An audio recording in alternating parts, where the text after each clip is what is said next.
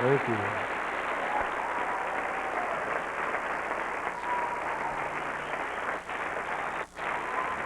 Yes, thank you.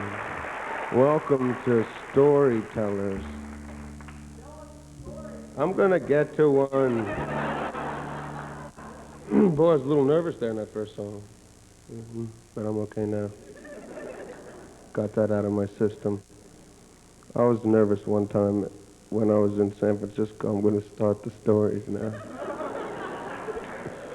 It was just before we started our new album, Tim, and I don't know if you'd arrived yet, but we were staying at this really fancy hotel in San Francisco. And anyway, I went out that night, this memorable evening, and had a few drinks.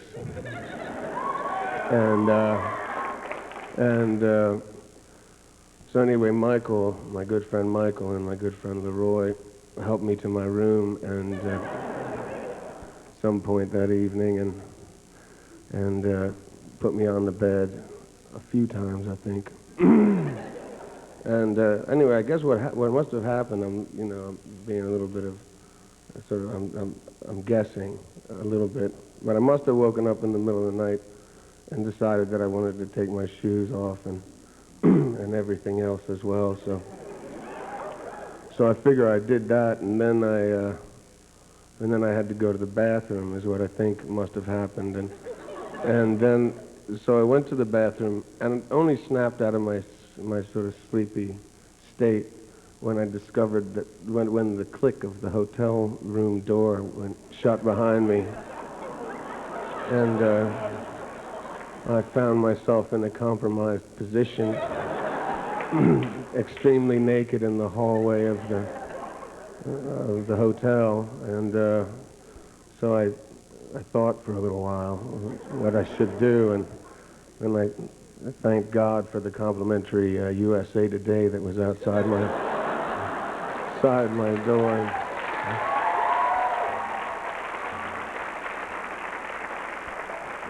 And then I was also grateful that there was a phone right by the elevators, because that would have been hard to explain going naked to the lobby.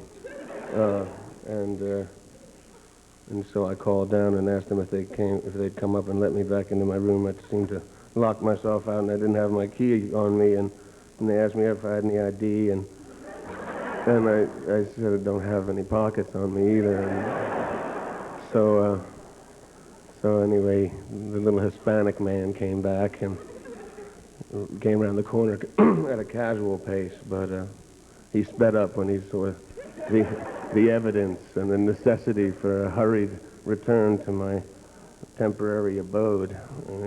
That's the way the story ended, though. I didn't tell anyone for a little while, but I thought today's an appropriate time to share.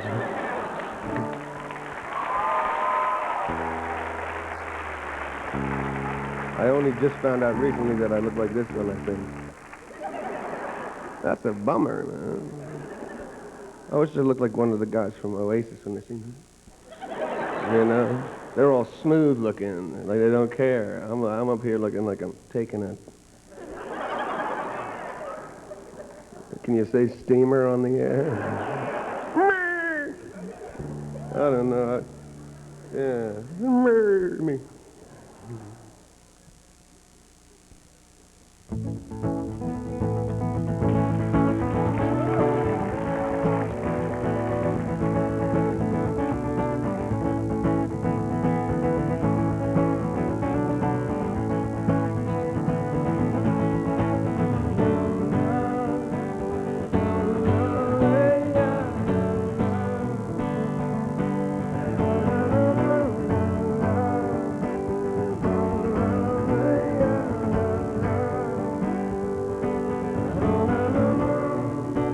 We were above, you were standing underneath us, we were not yet lovers.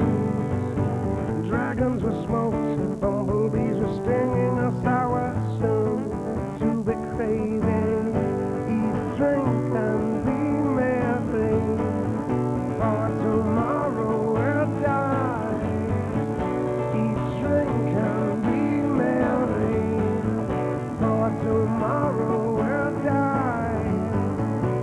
tripping Billy.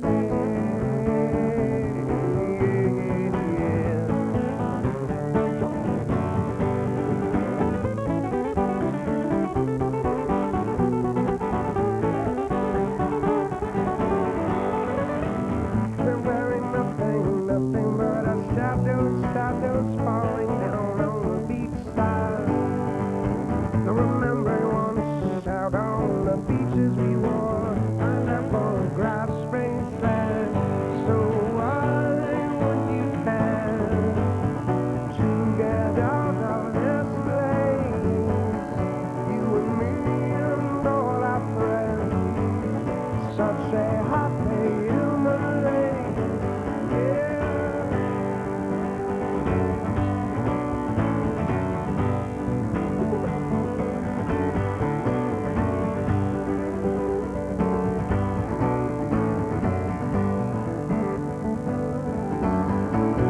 The tripping Billy.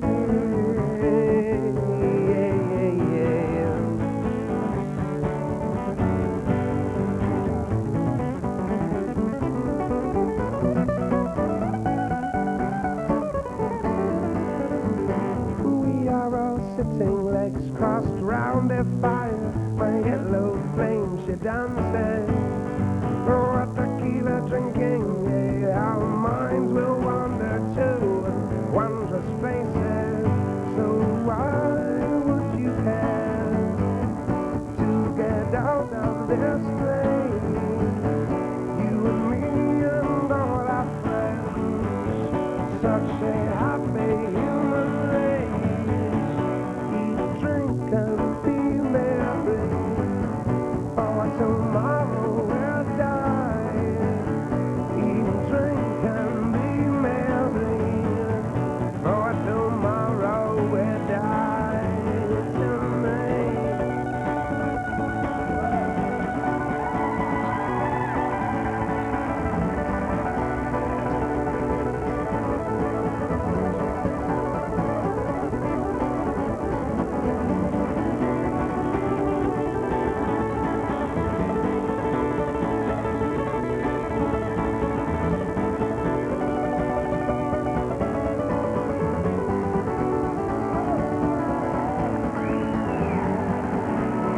Drink and be merry, for tomorrow we'll die.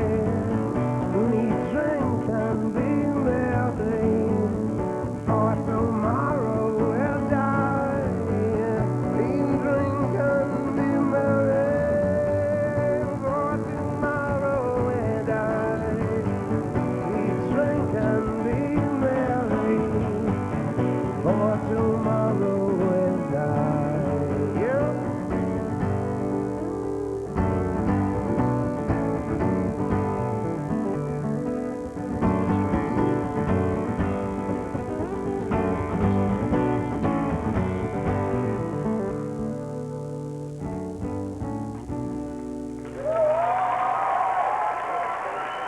Tim Reynolds.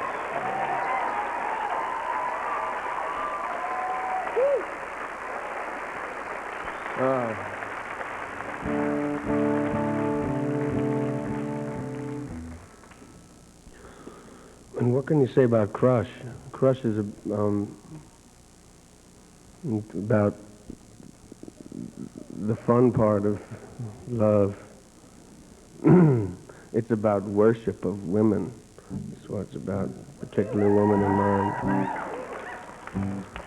My girlfriend's head was floating above me when I was writing the lyrics to that song.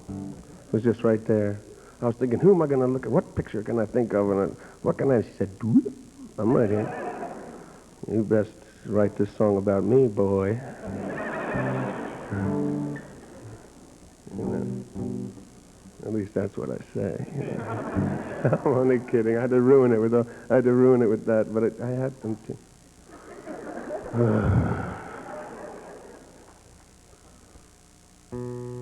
Crazy how it feels tonight. I'm crazy how you make it all alright, love. You crush me with the things you do, and I do for you anything to sitting, smoking, feeling high, and in this moment, oh, it feels so right, lonely lady, I'm at your feet. Oh God, I want you so badly, and wonder that could tomorrow be so wondrous as you there sleeping.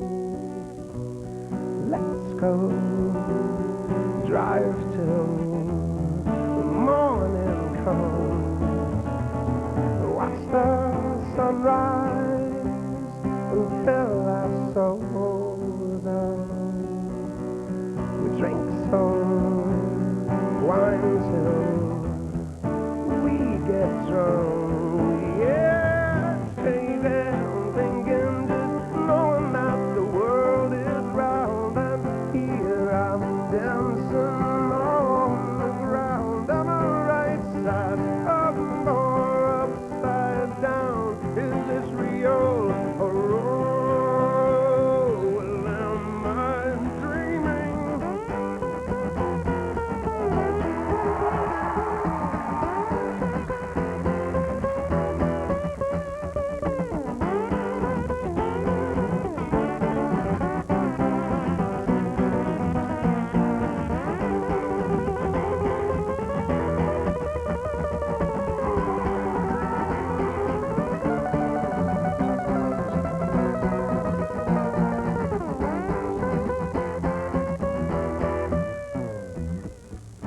Lovely lady, I will treat you sweetly, adore you, I mean, you crush me. Oh, it's times like these that all my faith I feel, and I know how I love you. Come on, crush me, baby.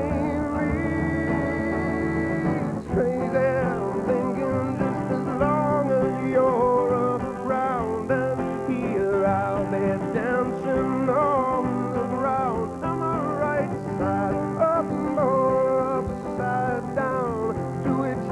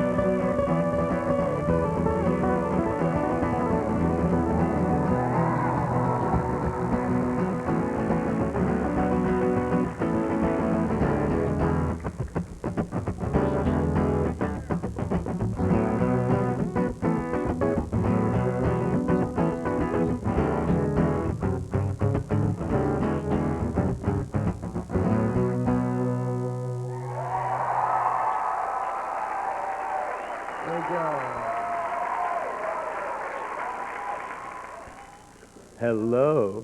I just want to know what your favorite drink is. And can I buy you one? Oh, yeah, you can certainly buy me one. I drink bourbon a lot, and I'll buy you a bourbon after the show. okay. Welcome to Storytellers. Can't say it enough. This song is about the worship of women, but this is a little bit of a crazy man. This is a bit of a crazy man. He's the kind of person that you'd call the police on.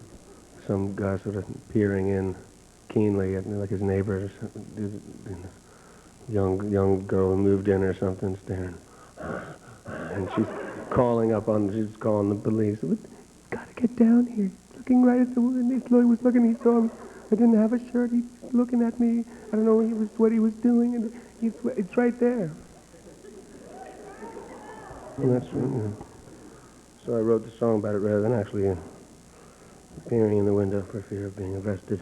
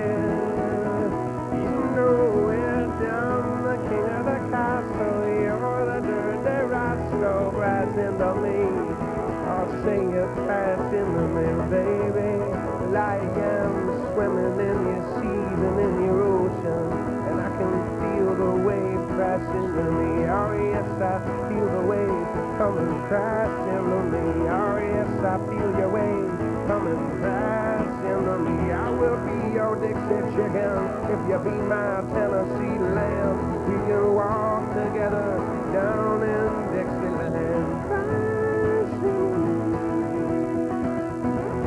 Crash into me. Yeah, yeah. Crash into me.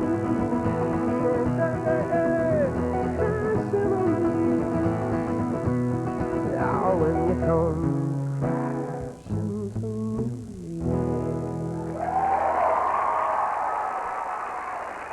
Thank you.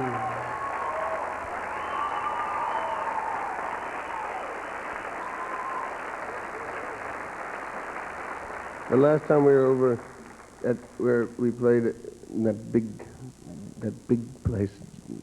place, Giant Stadium, that we played there. I had a friend. We had a friend of ours out here playing with us, a friend of mine from Johannesburg, from Soweto, an old man named Jack Larole, Big Voice Jack. And I was visiting him recently. He's a little old man, about 110 pounds, could drink even the biggest drinker in this room under the table. He's wild. He was about a 65-year-old man, skinny, 110 pounds, skinny little. And he had the coolest voice. David, how is it? Then, how are you doing, my brother? I hope you are doing all right. I went to visit him in Soweto, and we're going to have lunch, and I got a little lesson from him. I was hanging out with him and his band, and we're all sitting around. Drinking beer and fermented milk out of a bucket, and it was kind of cool. But I was starting to get hungry, and I was starting to get really, really drunk too. So I said to this room full of fellas, you know, they're all in this band, these old men, some young men. I said, Jack, when are we going to eat? He said, now, man, we'll drink, and then we're going to eat. We're going to eat, yo. What? Don't hurry. Why you hurry? I said, I'm starving. The whole room was alive in the room. It was like, alive. And I said, I'm starving. And he said, everybody, all of them looked at me. And then I realized that I used a bad word, especially in a place like that, you know. These people, you know, they say they're starving after a week of eating, you know, bread and water. And so then I explained. I said, no, from here up, I'm African. I'm African, y'all. And Jack once told me that my legs were African, which was really nice of him. So I said, and from here down, I'm African. But from here to here, I'm American. So I'm sorry that I used the wrong language, but we use that kind of lightly. I'm not starving. Let's have another beer, you know. Welcome to storytelling.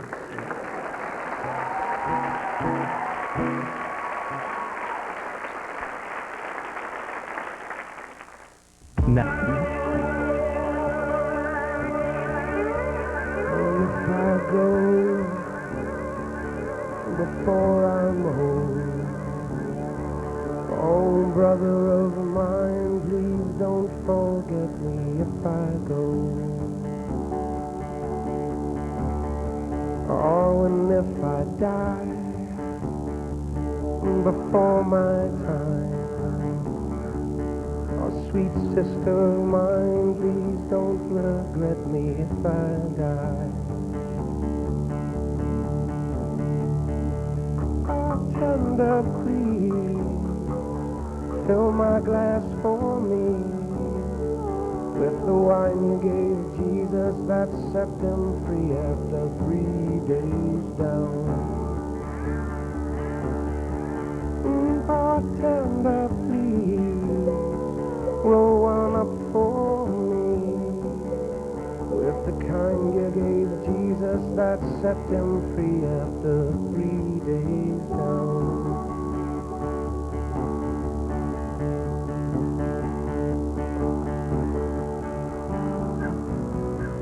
Come on, bended knees, I pray, bartender, face.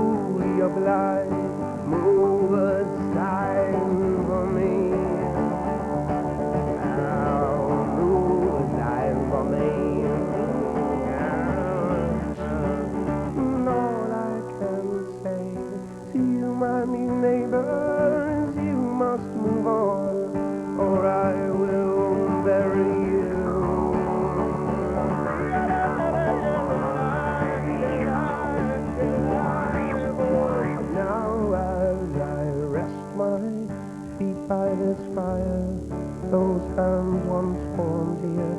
Well, I have retired down. I can breathe my own air, and I can sleep more soundly upon these poor souls. I'll build heaven and call it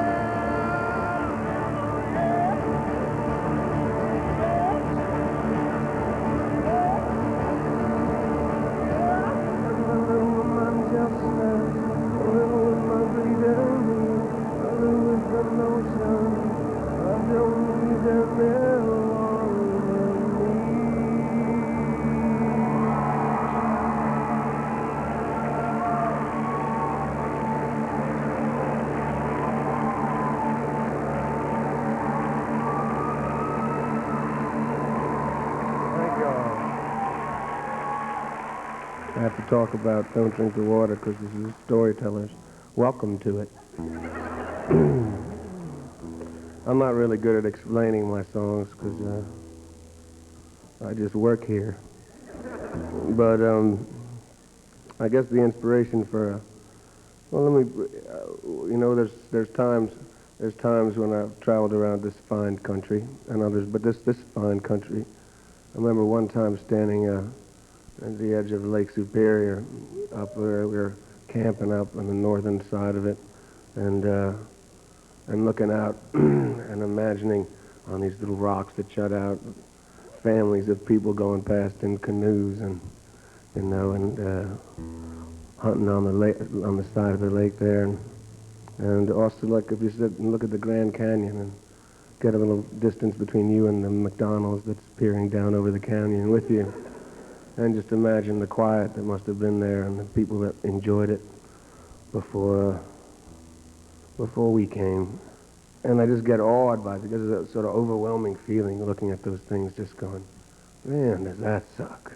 Does it suck that you could erase somebody, you know, take somebody's whole universe away? And when they, so, you know, that's just unbelievable. For those people, if you 800 years ago could have gone up to somebody who lived on the edge of the Grand Canyon and said, you know what, in 800 years, you're not going to be around anymore. Well, and if you are, you might have a drinking problem and you know, won't have schools that you love and your traditions will be smashed. So kind of that was a little bit of the inspiration for Don't Drink the Water, just the fact that a little bit of our history has got a lot of poison in it.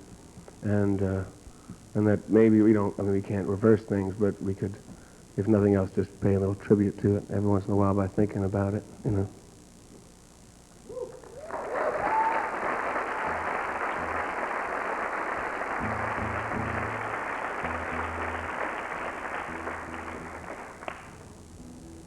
What about New York? What about the people that lived in New York? And, you know what this is going to look like? See these rivers? Oh, no. See these trees? Yeah, I swear to God.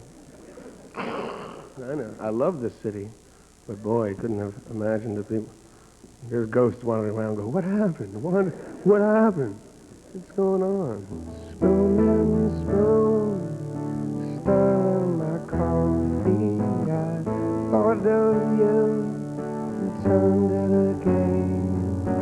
As I walk, voices, I gotta stop.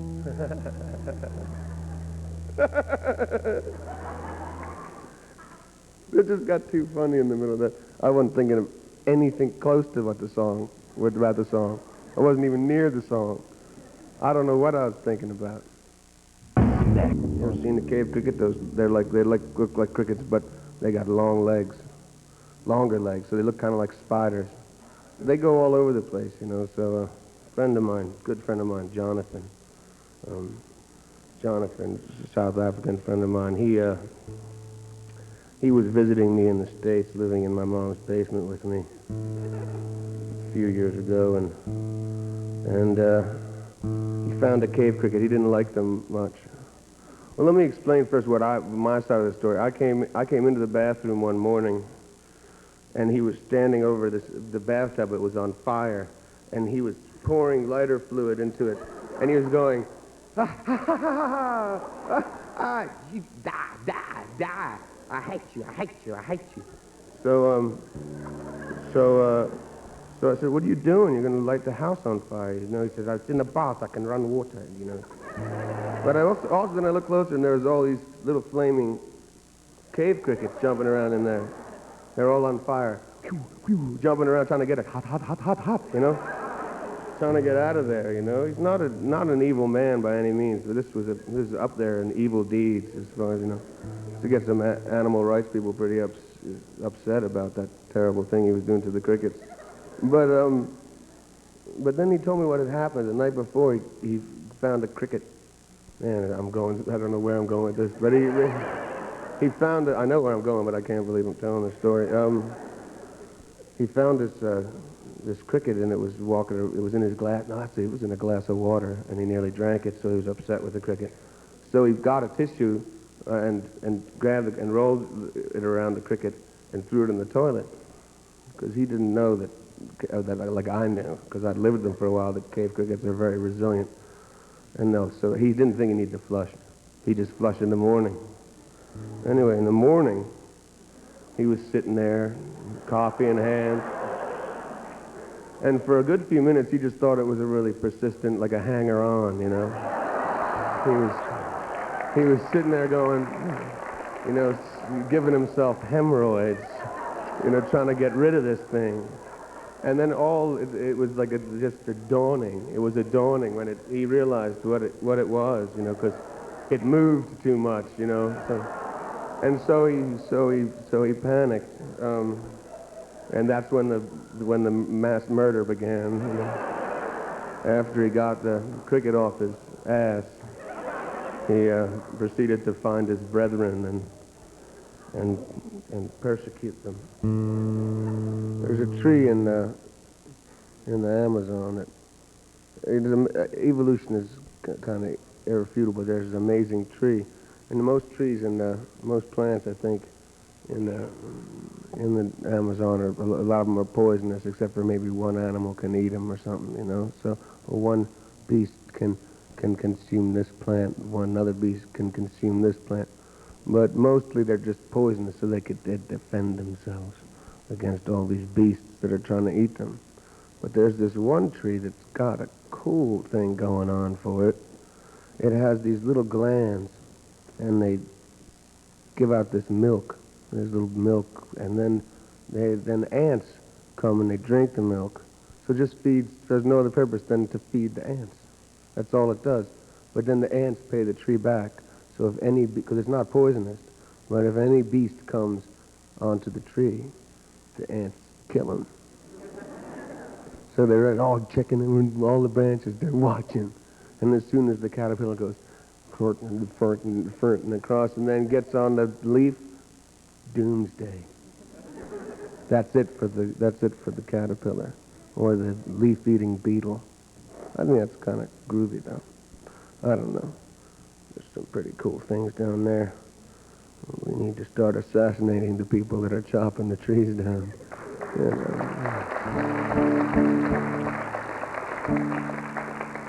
Why not? We're a dime a dozen. Come on. You know, or maybe just chop their feet off and make them jump up and down until they're empty. Ooh. Yeah. No, that's a little rough. No. Okay, we'll give them a damn good lashing then. No? Not a lashing. Maybe just a spanking. Maybe just feed them to the ants.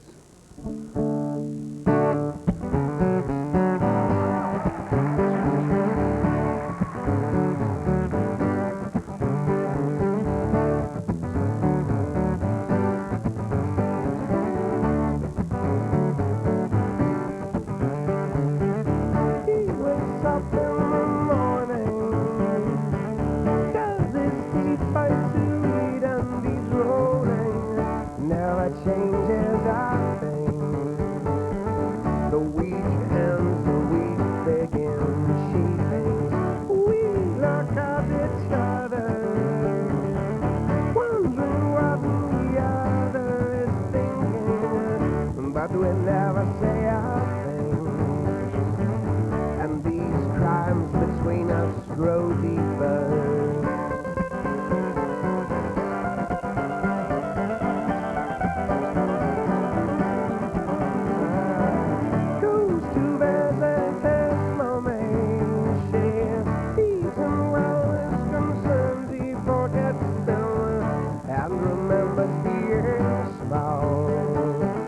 Playing under the table and dreaming, take these chances, place them in their box until they quiet the time, lights down, you up and die.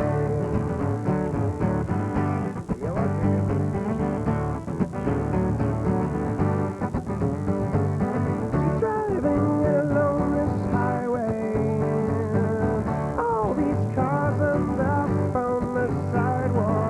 people in every direction. No words exchanged, no tongue to exchange. When all the little lambs are marching, red and black and tan are waving. We all do it the same. We all do it the same way.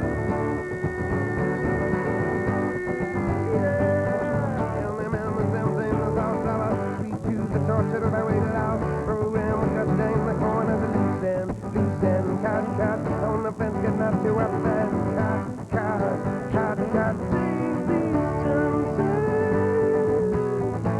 place them in their box until they quiet the time, lights down, you up and die, yeah.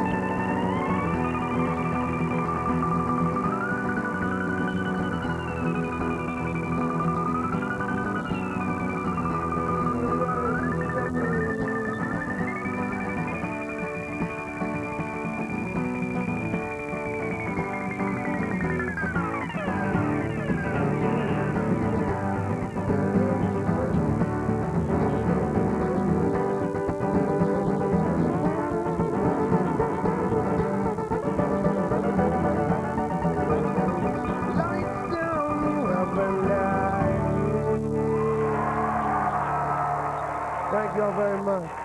Tim Reynolds. Thanks a lot, y'all.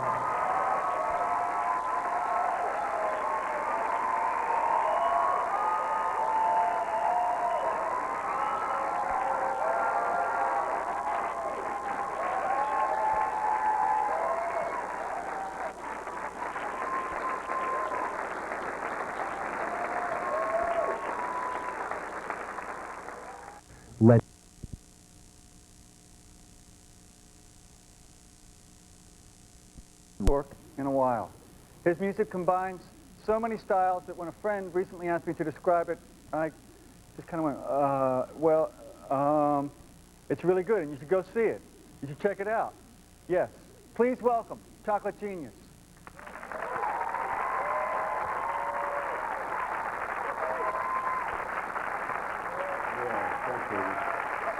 What's up, New York? Nice to be here.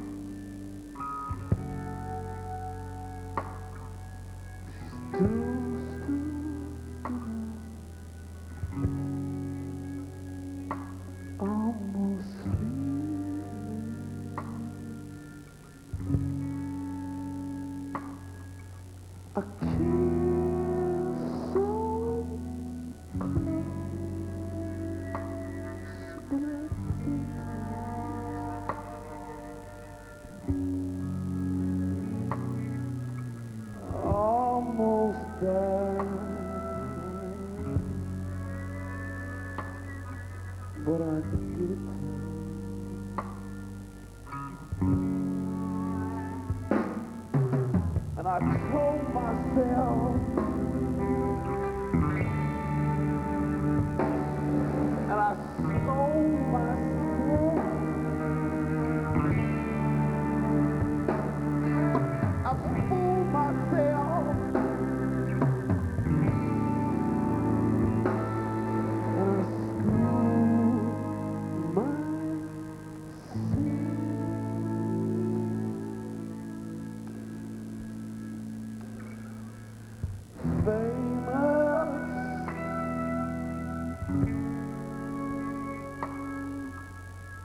England.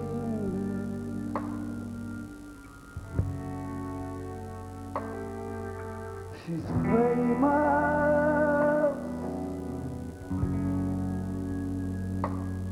but she's England.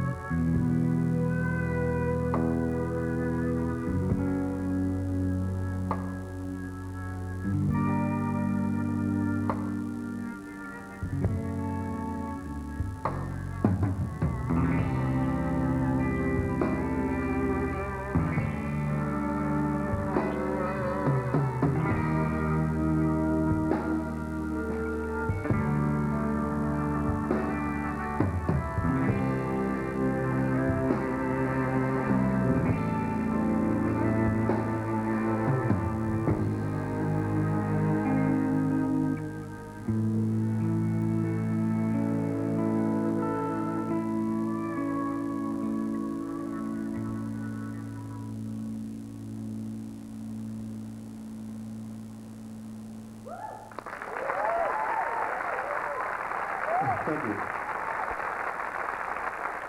It's a brand new song. It's almost finished. It's called Famous in England. You went in with no demos on this record. Does that mean you just let the musicians do, or at least initially, whatever they wanted to do? They didn't have any guideposts or signs of.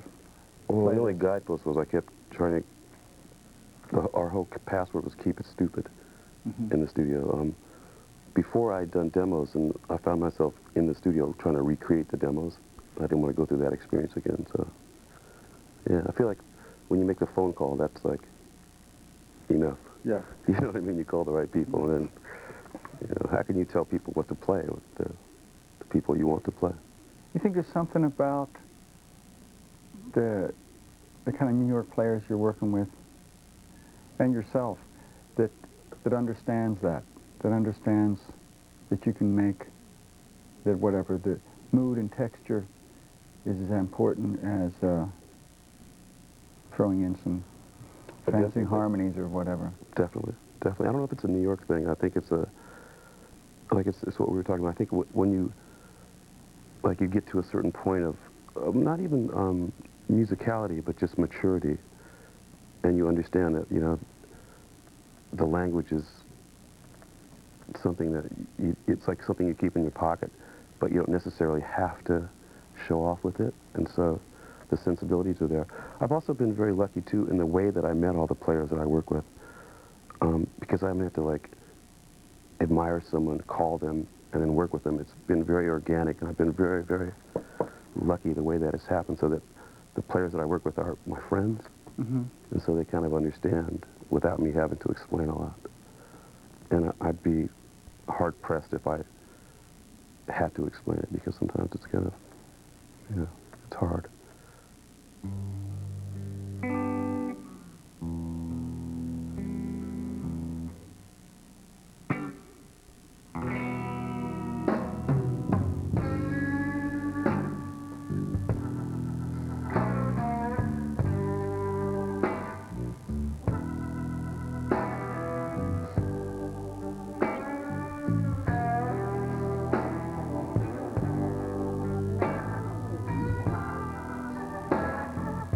Show me that you're beautiful and let me sleep for a while. Forget I ever said we have a story. The grass is green and shiny. Go find something to do. You know you're never good without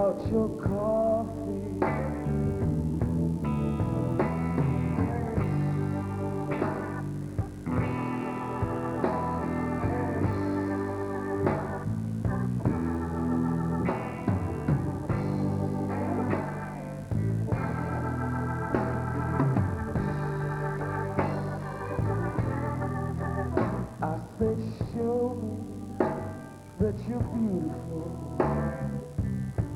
Let me sleep for a while.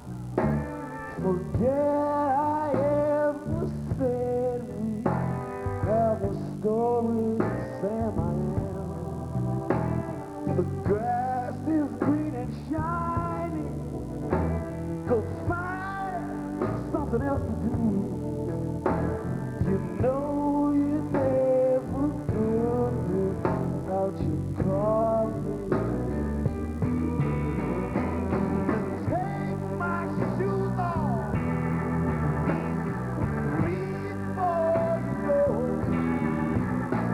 And if the phone rings, just say you don't know. Don't slam the door on your way out. Hand me that pen.